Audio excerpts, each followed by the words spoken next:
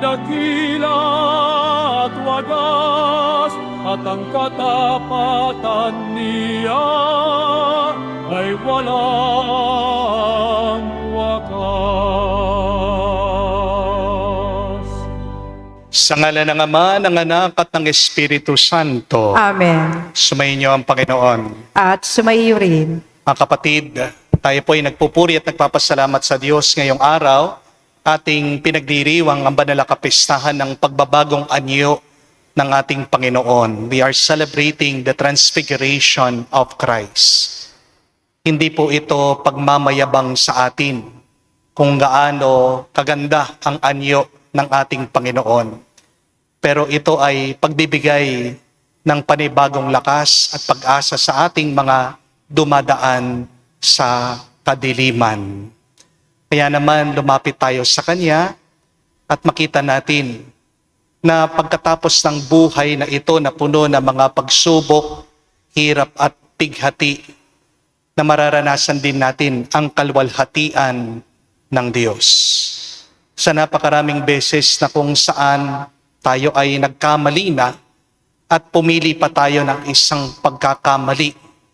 Kaya naman tayo ay nananatili pa rin sa kadiliman. Kaya tayo ay nananatiling nasasaktan at nakakasakit sa iba. Pagsisihan natin ang mga karanasan na ito, ang ating mga desisyon na ito. Hingin natin muli ang awat pagpapatawad ng Diyos para minsan pa tayo ay makitang karapat dapat makatanggap sa Kanyang mga banal na misteryo. Inaamin ko Sa makapangyarihang Diyos at sa inyo mga kapatid, na lubha akong nagkasala sa isip, sa salita, sa gawa at sa aking pagkukulang. Kaya isinasamo ko sa mahal na Birheng Maria, sa lahat ng mga anghel at mga banal, at sa inyo mga kapatid, na ako'y ipanalangin sa Panginoong ating Diyos. kawan tayo ng makapangyarihang Diyos, patawarin tayo sa ating mga kasalanan, at patnubayan tayo sa buhay na walang hanggan. Amen. Panginoon, kaawaan mo kami. Panginoon, kaawaan mo kami. Kristo, kaawaan mo kami. Kristo, kaawaan mo kami. Panginoon, kaawaan mo kami. Panginoon, kaawaan mo kami. Gloria in excelsis Deo.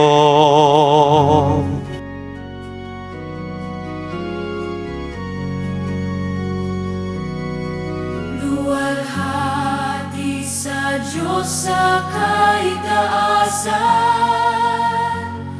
at sa luma'y kapayapaan sa mga taong may mabuting kalooban.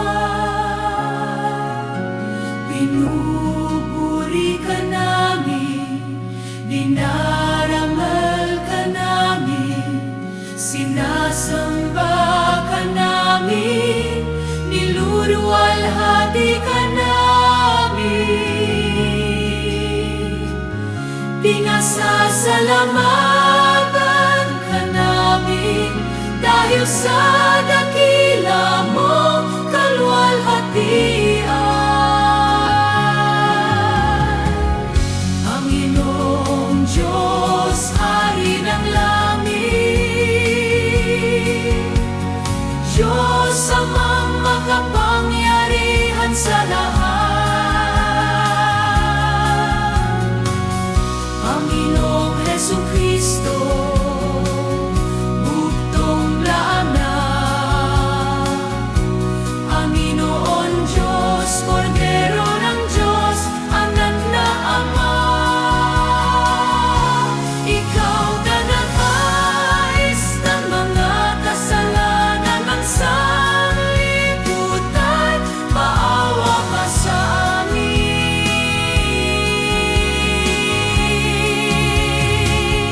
Tanggapin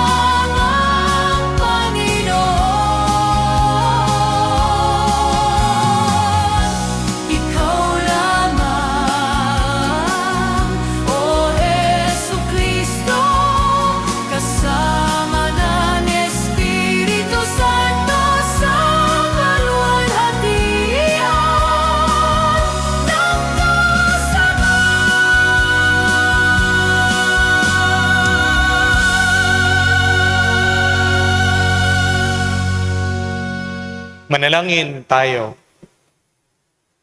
Ama naming makapangyarihan, sa pagliliwanag ng bagong anyo ng iyong anak, ang pananda ng aming sinasampalatayanan ay iyong binigyang patunay sa pagsaksi ng aming mga ninuno at inihayag mo kami lubos na kinupkop bilang mga anak. Ngayon kami nakikinig sa iyong anak na pinakamamahal. Kami naway pagindapatin maging tagapagmanang kanyang katambal. Sa pamagitan niya kasama ng Espiritu Santo, magpa sa walang hanggan. Amen.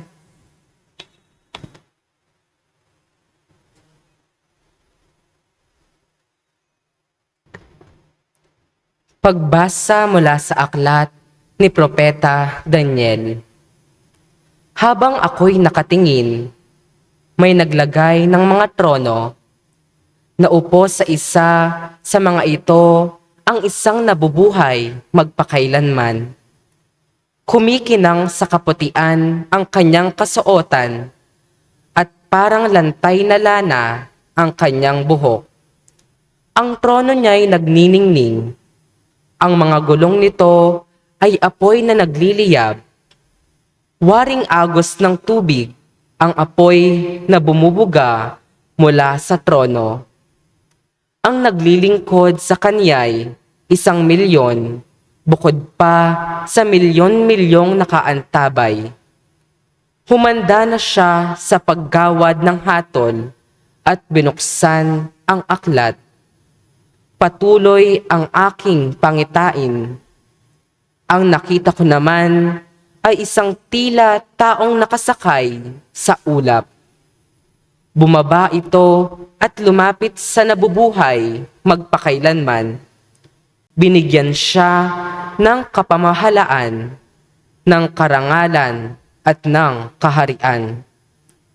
Siya ay paglilingkuran ng lahat ng tao, bansa at wika.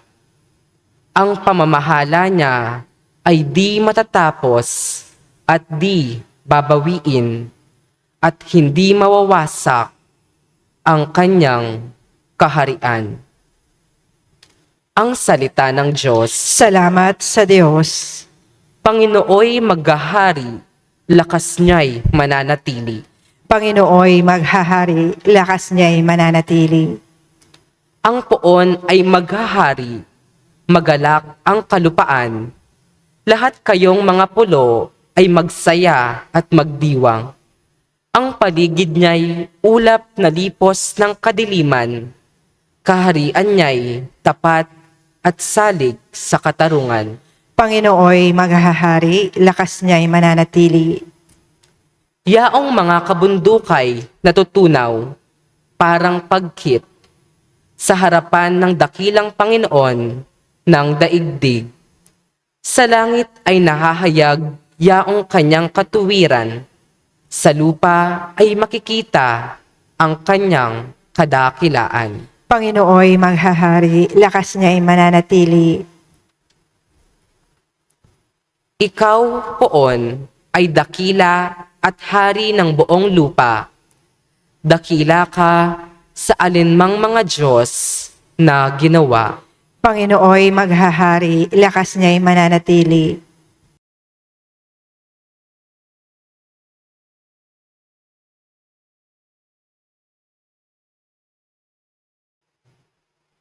Pagbasa mula sa ikalawang sulat ni Apostol San Pedro. Mga pinakamamahal, ipinahayag namin sa inyo tungkol sa muling pagparito ng ating Panginoong Hesukristo. Napuspos ng kapangyarihan ay hindi sa mga alamat na kataha lamang ng tao. Nasaksihan namin ang kanyang kadakilaan ng ipagkaloob sa kanya ng Diyos Ama, ang karangalan at kapurihan. Ito ang pinakamamahal kong anak. Siya ang lubos kong kinalulugdan. Narinig namin ito sapagkat kami kasama niya sa banal na bundok. Kaya naman, lalong tumibay ang aming paniniwala sa ipinahayag ng mga propeta. Makabubuting ito'y pag-ukulan ninyo ng pansin, sapagkat ang nakakatulad nito ay isang ilaw sa karimlan na tumatanglaw sa inyo hanggang sa mamanaag ang araw ng Panginoon at ang sinag ng tala ng umagoy maglagos sa inyong puso. Ang salita ng Diyos. Salamat sa Diyos.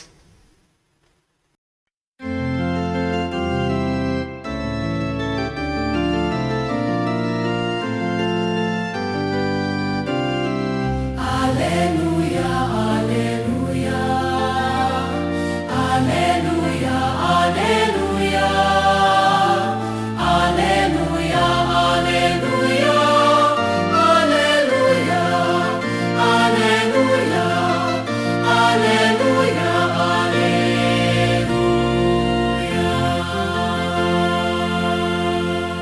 Sabi ng Diyos ay pakinggan ang anak niyang minamahal na lubhang kinalulugdan. Alleluia, alleluia.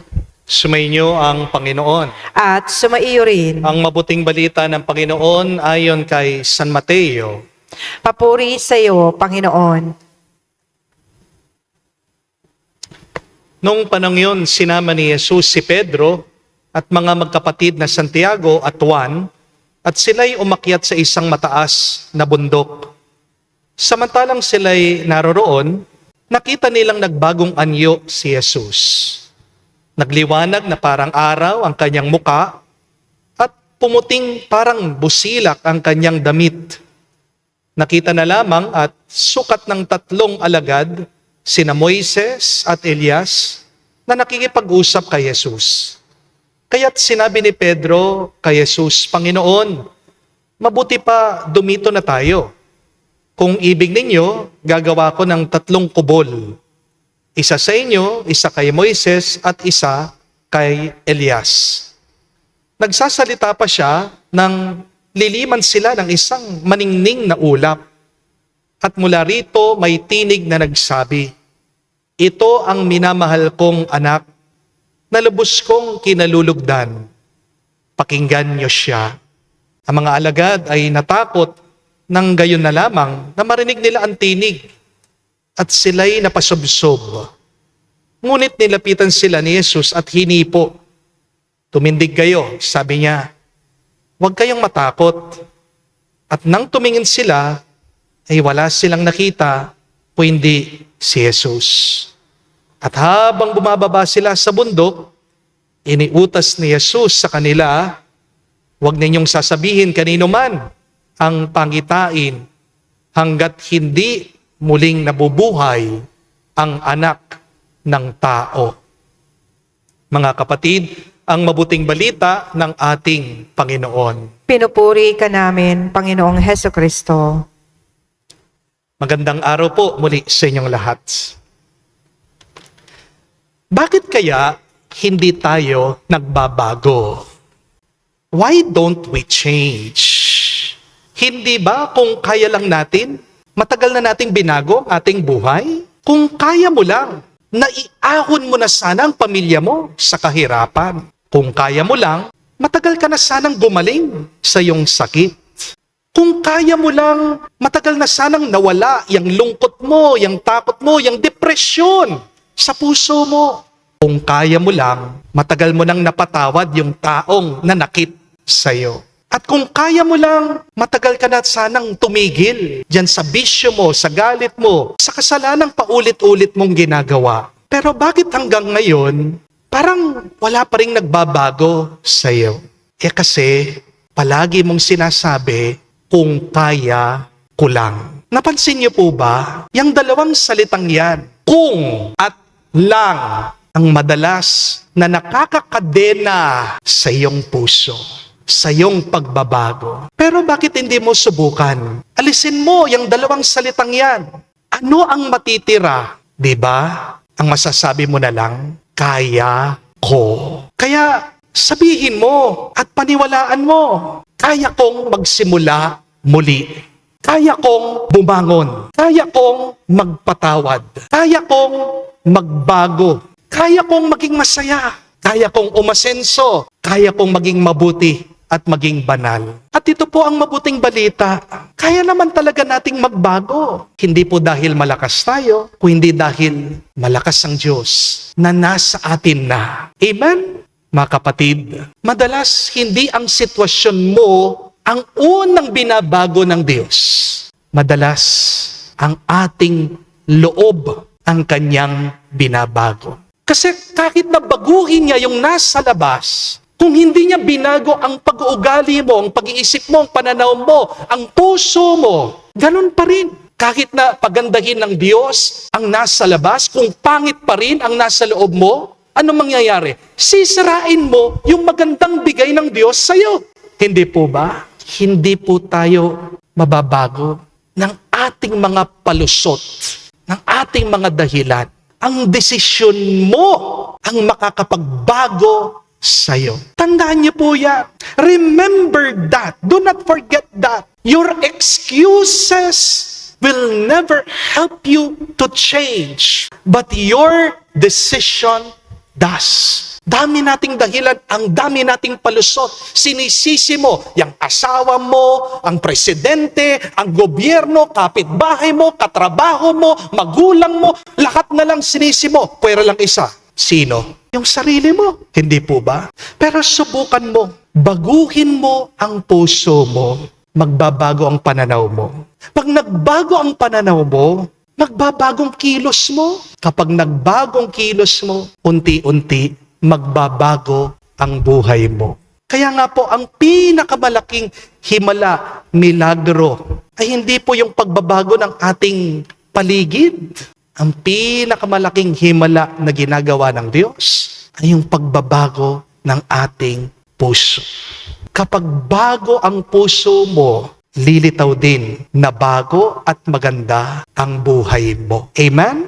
At ito po ang pinapakita sa atin sa kapistahan ng pagbabagong anyo ng Panginoon. Pinapakita lang ng ating Panginoon anong mangyayari sa iyo. Kung pinupuno mo ang puso mo sa Diyos, magliliwanag ang iyong buhay. Ang liwanag na nakita ng mga alagad ay hindi po hiniram ni Jesus. Galing yun sa kanyang kalooban. At ito rin ang gustong gawin ng Diyos sa ating lahat. Pwedeng magningning ang ating buhay kung tayo'y magpapatawad, kung tayo'y magiging tapat sa Kanya, kung tayo'y mananalig, kung tayo'y mananampalataya. Kaya nga mga kapatid, huwag natin tanungin, bakit kaya hindi ako nagbabago? Bakit kaya hindi nagbabago ang ibang tao? Ang mas magandang tanong ito, ano bang pumipigil sa atin, sa iyo, sa ating lahat para sa pagbabago? Takot ba? Galit ba? May sugat ka ba sa nakaraan? Pagmamaliit mo sa iyong sarili? Pagdududa ba? O ang iyong kakulangan ng pananalig o pananampalataya sa Diyos? What hinders you from changing your life to what God has planned for you? Alisin na po natin yung kung o yung mga lang natin sa buhay. Palitan natin sa mga salitang ito, sa tulong ng Diyos, kaya ko. Then ang transfiguration po ay paalaala na ang Diyos ay hindi lang po kaya niyang baguhin ang anyo ng kanyang anak. Ang transfiguration, pagbabagong anyo, ay isang paalaala, kaya niyang baguhin ang iyong puso kung magtitiwala ka lang sa Kanya. Isang po merong lumapit sa akin, isa pong babae, naghahanap lang po siya ng kausap. Gusto po niyang buksan yung kanyang problema. At nung umupo pa lang po kami, umagulgol na po itong babae. Sabi niya, Father, hindi ko na po alam ang gagawin ko. Kaya hinayaan ko po siyang magsalita. Sabi po niya sa akin, Father, hindi ko na po maintindihan. Bakit bigla kaming iniwan nitong mister ko, nitong asawa ko? Siya na po yung nambabae. Siya nang umubos ng pera namin. Siya pang mataas na loob. Ayaw niya kaming uwian. Ayaw niya akong kausapin. Father, mahal na mahal ko yung asawa ko. Kahit na nasasaktan ako sa ginagawa niya, Pinagdarasal ko siya. Sabi pa nga niya, mahal na mahal ko po yung aking mga anak. Kahit na pagod po ako kasi mag-isa lang po ako nagtatrabaho. Patuloy pa rin po ako. Lumalaban pa rin po ako para sa kanila.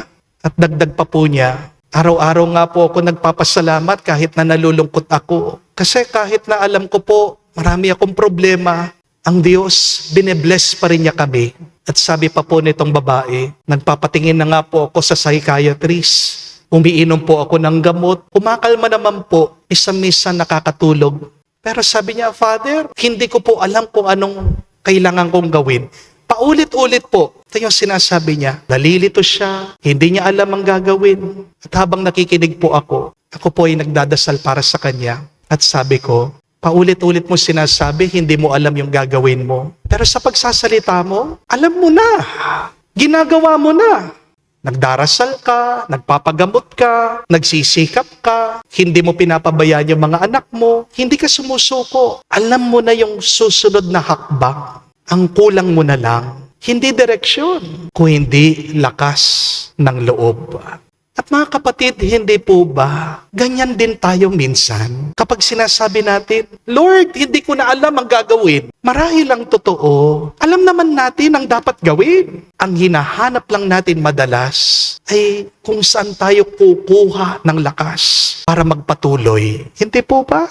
Kaya marami pong tao, hindi naman humihingi ng bagong plano. Humihingi lang sila ng bagong pag-asa. Hindi po humihingi ng bagong direksyon. Maraming tao, alam na nila kung anong dapat gawin. Pero humihingi lang sila ng bagong lakas para magpatuloy araw-araw. At yan po ang kahulugan ng kapistahan ng pagbabagong anyo ng Panginoon. Bakit pinakita ni Jesus ang kanyang kaluwalhatian kina Pedro, Santiago at Juan? Hindi para sabihin sa kanila na, tingnan nyo, gaano ko kaganda. Kung hindi, pinakita niya sa kanila, pinapaalala niya sa kanila na huwag silang bibitaw sa kanya. Dahil pagkatapos po ng bundok ng liwanag, darating po ang ating Panginoon sa bundok ng Kalbaryo. Isang bundok ng kadiliman. Pagkatapos ng transfiguration, susundan po ito ng crucifixion. Kaya bago po dumating yung krus, binigyan muna ni Jesus ng isang sulyap, isang patikim ng kaluwalhatian ang kanyang mga alagad. Parang sinasabi niya, kapag dumarating na kayo sa hirap, alalahanin niyo, itong nakita niyo, huwag kayong susuko. Mga kapatid, minsan hindi naman agad binabago ng Diyos ang sitwasyon mo. Dahil ang mas mahalaga, magbago muna ang iyong loob. Amen? Hindi man niya agad inaalis ang ating mga krus, pero binibigyan niya tayo ng lakas para buhatin ang ating mga krus. At baka yan lang ang kailangan mo ngayon. Hindi bagong asawa, hindi bagong trabaho, hindi bagong pamilya, hindi bagong buhay. Baka ang kailangan mo lang ay isang bagong karanasan ng presensya ng Diyos. Dahil kapag napuspos tayo ng presensya ng Diyos, ang dating gusto mong bitawan, magkakaroon ka na ng lakas para lumaban. At yan po ang regalo ng pagbabagong anyo ng Panginoon sa atin. Hindi lang po kwento ang pagbabagong anyo ni Jesus. Ito po talaga ay paalaala na kung paano tayo binabago ng presensya ng Diyos para tayo ay magkaroon ng lakas muli na magpatuloy sa buhay na ito. Kaya mga kapatid, tandaan nyo ito. Hindi po hinahanap ng Diyos sa mga perpektong tao. Hinihintay lamang niya ang mga taong handang magbago. At kapag binuksan mo ang puso mo sa Kanya, baka magulat ka. Hindi man agad baguhin ng Diyos ang mundo mo, pero kaya niyang agad baguhin ang puso mo. At kapag nagbago na ang puso mo, diyan magsisimulang magbago ang buong buhay mo. Kaya kung gusto po nating magbago at gumanda ang buhay natin, huwag nating alisin ang ating tingin kay Kristo. Papasukin natin ang kanyang liwanag sa ating loob. Amen. Tumayo po tayo, alay po natin sa Diyos ang ating mga dasal at panalangin. Ating sabihin, Panginoon, dinggin mo kami. Panginoon, dinggin mo kami. Sa pamamagitan ng simbahan, naway magningning ang kaluwalhatian ni Kristo habang tapat tayong nakikinig sa Kanya. Manalangin tayo sa Panginoon. Panginoon, dinggin mo kami. Ang mga bansa naway maakay ng minamahal na anak sa mga landas ng kapayapaan at katarungan. Manalangin tayo sa Panginoon. Panginoon, dinggin mo kami. Tayo naway lumago sa biyaya at sa gayoy mamasdan ng iba ang liwanag ni Kristo. Sa ating buhay, manalangin tayo sa Panginoon. Panginoon, dinggin mo kami. Sa katahimikan po ng ating puso, sabihin natin sa Diyos ang ating mga personal na pangangailangan. Panginoong Diyos, nakakamanghang, narito kami. Tanggapin mo mga panalangin ng pamayanang ito. Nagtitipon upang marinig ang iyong mga salita at mag-alay ng sakripisyo ng iyong anak na nabubuhay at naghahari magpa sa walang hanggan. Amen.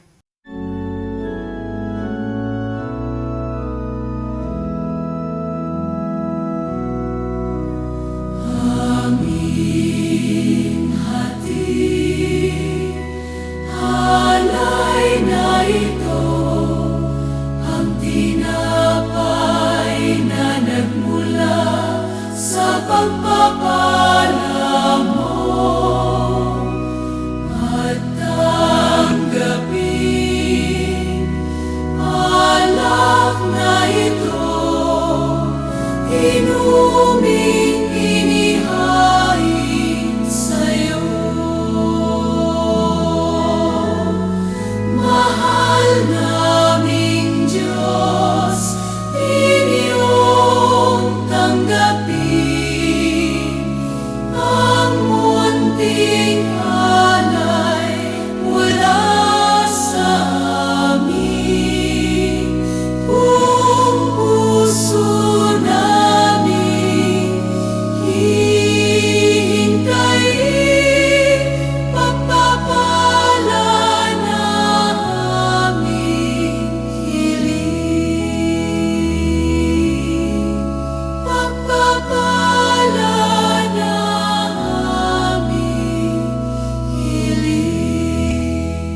Panalangin kayo mga kapatid, parang ating mga paghahain ay kalugdan ng Diyos, amang makapangyarihan. Tanggapin nawa ng Panginoon itong paghahain sa iyong mga kamay, sa kapurihan niya at karangalan, at sa ating kapakinabangan at sa buong sambayanan niyang banal.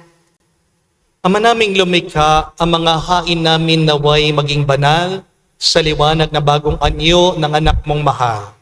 Ang kadiliman dulot ng kasalanan sa amin ay maparamnawa sa sinag niyang maningning. Sa pamagitan niya kasama ng Espiritu Santo, magpa sa walang hanggan. Amen. Sumayo ang Panginoon. At sumaiyo rin. Itaas sa Diyos sa inyong mga puso at diwa. Itinaas na namin sa Panginoon. Pasalamatan natin ang Panginoong ating Diyos. Marapat na siya ay pasalamatan. Ama namin makapangyarihan, tunay nga marapat ikaw ang aming pasalamatan sa pamagitan ni Jesucristo na aming Panginoon. Pinakita niya siya'y maningning habang ang mga piling alagad ay nakatingin. Tinuspos niya sa kaliwanagan ang katawan niyang di iba sa karaniwan. Dito'y pinawi niya ang pangamat-takot ng mga alagad sa magaganap sa krus. Dito'y nilahad niya sa kanyang sambayanan na magliliwanag ang tanang kanyang pinangunguluhan. Dito'y nilahad niya ang kanyang sambayanan na magliliwanag sa tanang kanyang ililigtas. Kaya kaisa ng mga anghel nagsisiawit ng papuri sa iyo, na walang humpay sa kalangitan, kami nagbubunyi sa iyo kadakilaan.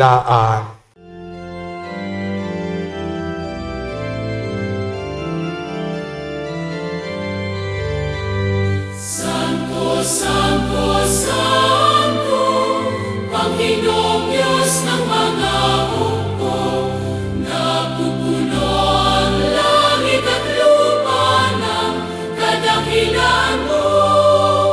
Hosana, Hosana, sa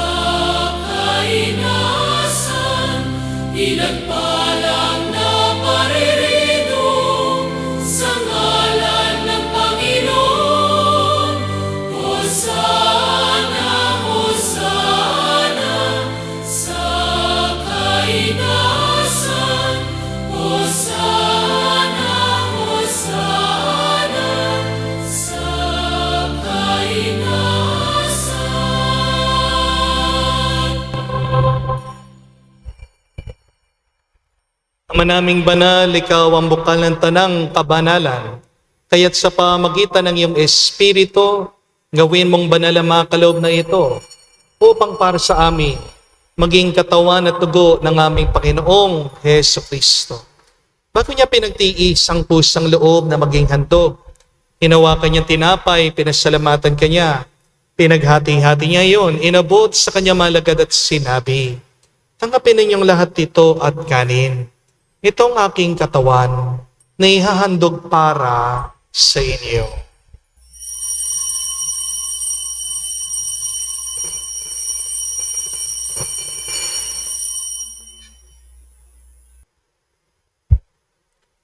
Gayon din naman na matapos ang hapunan, hinawakan niyang kalis.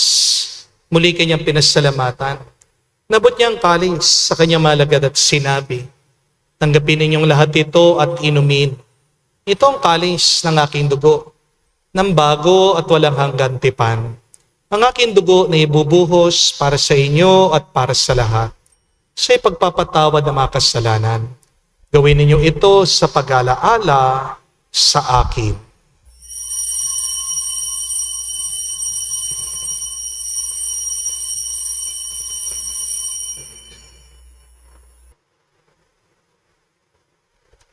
Ang misteryo ng pananampalataya.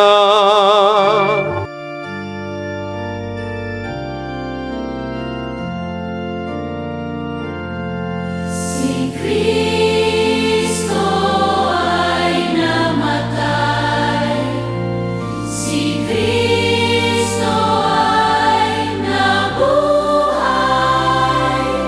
si Kristo ay babalik sa wakas,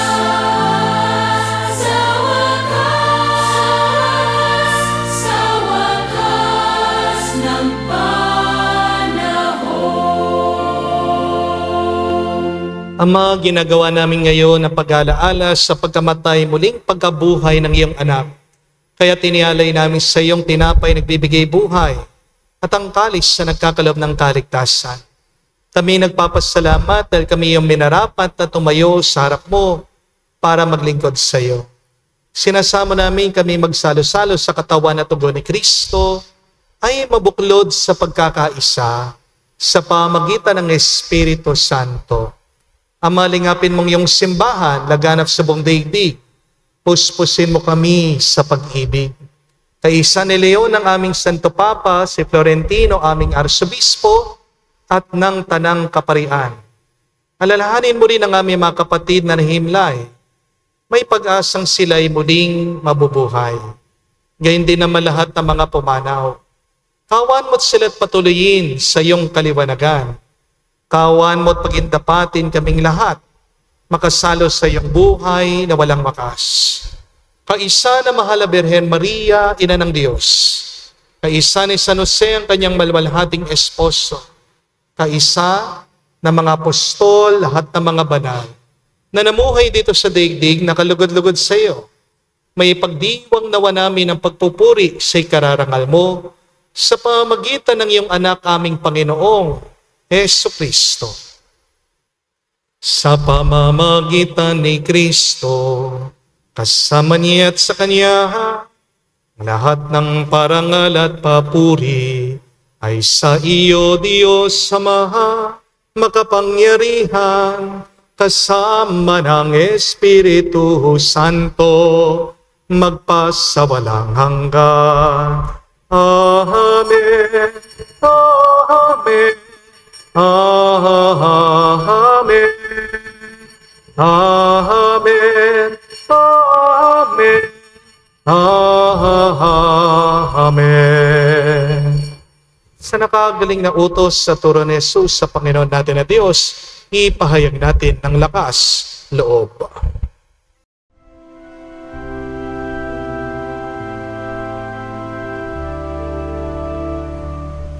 Ama namin, sumasalangit ka, sambahin ang ngalan mo, mapasa amin ang kaharian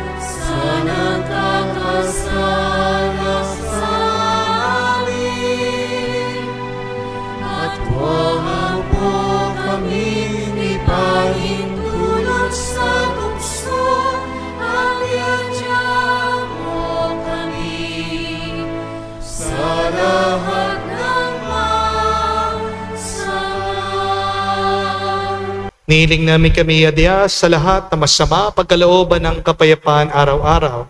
Ligtas sa kasalanan, ilayo sa lahat ng kapamakan.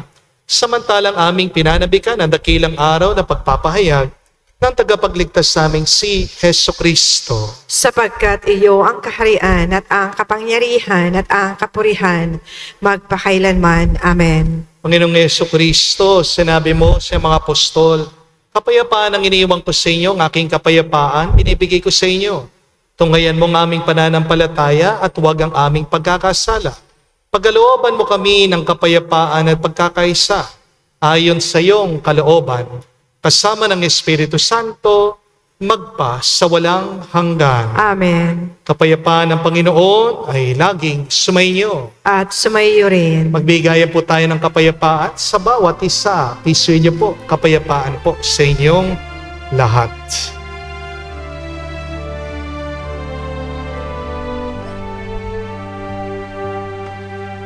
Kordero ng Diyos na nag-aalis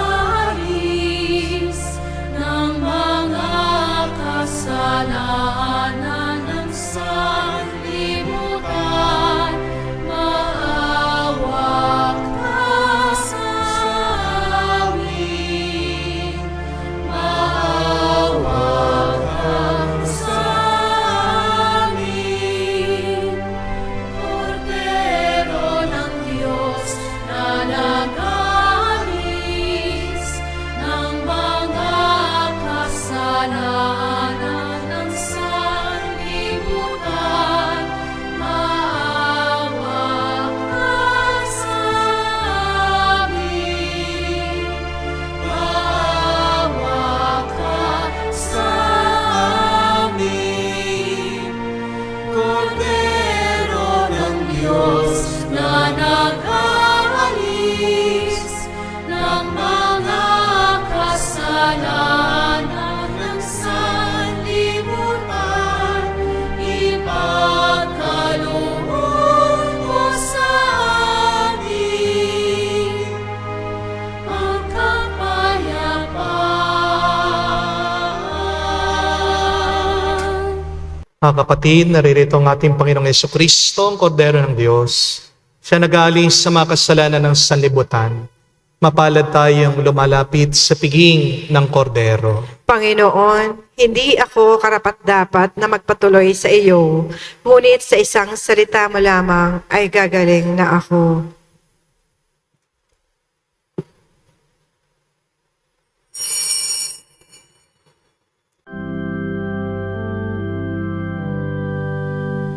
Ang Panginoon ang aking damlang,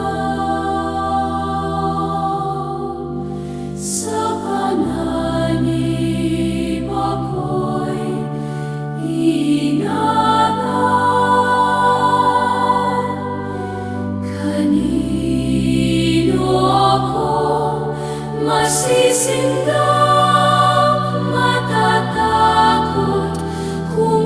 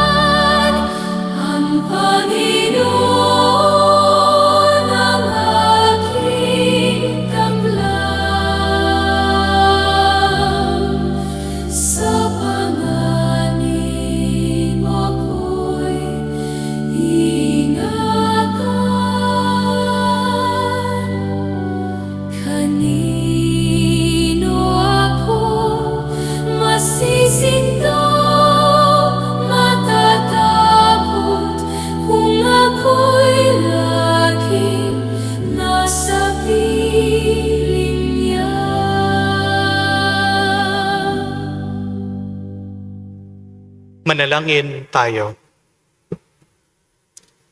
Ama naming mapagmahal, ang tinanggap naming banal na pakikinabang ay siya nawang mapagbago sa amin. Sa ikapagiging kalarawan na niloob mong mapagmalas ng pagliliwanag ng bagong anyo bilang aming tagapamagitan kasama ng Espiritu Santo magpa sa walang hanggan. Amen. Tumaya na po ba kayo ng loto? Hindi pa. Alam niyo po bang wala pang nananalo ng jackpot? Taya na kayo, sayang. 25 million yata no? Ha? Pero, kahit na ikaw ay manalo ng loto, kahit na ikaw ay maging milyonaryo, kung hindi nagbabago ang pag-uugali mo, babalik at babalik ka sa hirap. Ang problema natin, gusto natin ang mabilis na pagbabago. Pero kahit na baguhing mabilis ng Diyos ang kalagayan mo, pero kung hindi pa rin nagbago ang iyong pag-iisip, ang iyong pananaw, ang iyong puso, ang iyong loob, ganun pa rin. Wala pa ring tunay na magbabago sa iyo. Amen? Ang unang-unang binabago ng Diyos ay ang ating mga loob. At meron dalawang paraan ginagamit ng Diyos para baguhin, pagandahin ang ating mga loob. Una, sa pamamagitan ng kabutihan ng kanyang presensya. God inspires us.